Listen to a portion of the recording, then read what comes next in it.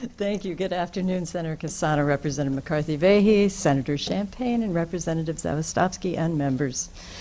I am here to testify today on House Bill 7319, and as you know, you've heard a lot about it already today. It gives powers of taxing, borrowing, and appropriations to school districts, and it takes them away from municipalities when they have to do with education. I know you've heard a great deal. You've heard a lot of the standard arguments, so I will run through very quickly. You have my written testimony. This raises a lot of questions for me, the way the bill is written. Some of them have to do with who has oversight of the rate-setting process outside of the Board of Ed of the district. What would happen to the ECS formula, which is currently based on criteria provided by towns and the funds are given to towns to distribute. Bonding decisions, how would they be made? Would there be referenda? If so, who would organize them? Are the do the school taxing districts, would I imagine if they were to bond, would have their own bond ratings? How are those established? What criteria would the rating agencies use? And would the taxing districts be able to borrow as cheaply as the towns do currently? And finally, since the school district would have to be administering all this, the taxing, borrowing, and appropriating, would a whole layer of people have to be hired to deal with those tasks? And how much would that cost? And who would deal with it? So I aside from those questions, I oppose the bill for several reasons. One is that in Connecticut, you've heard from people this morning. I wasn't able to listen, but I watched because I was in another meeting, so I had it on the screen.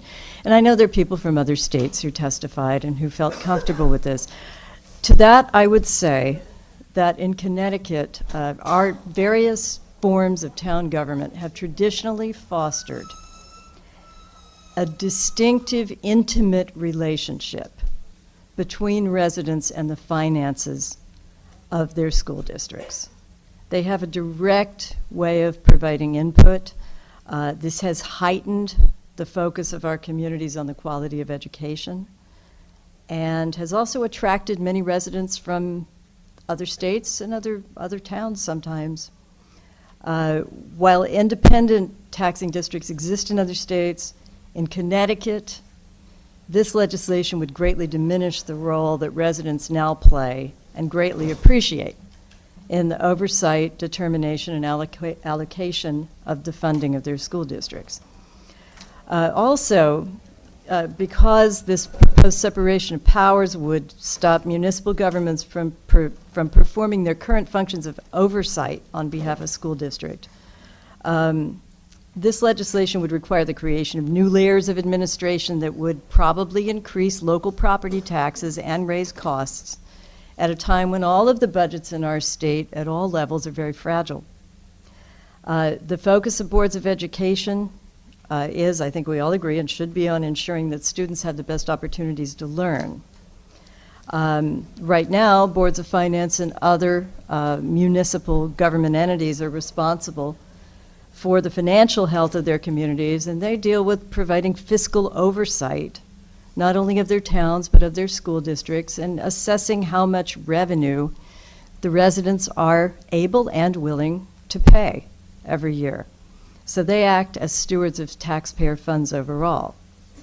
That provides a system of checks and balances. Also, this bill would, because of that, require boards of ed to dilute their focus on teaching and learning. Student outcomes should always be our primary concern when you're talking about matters related to education.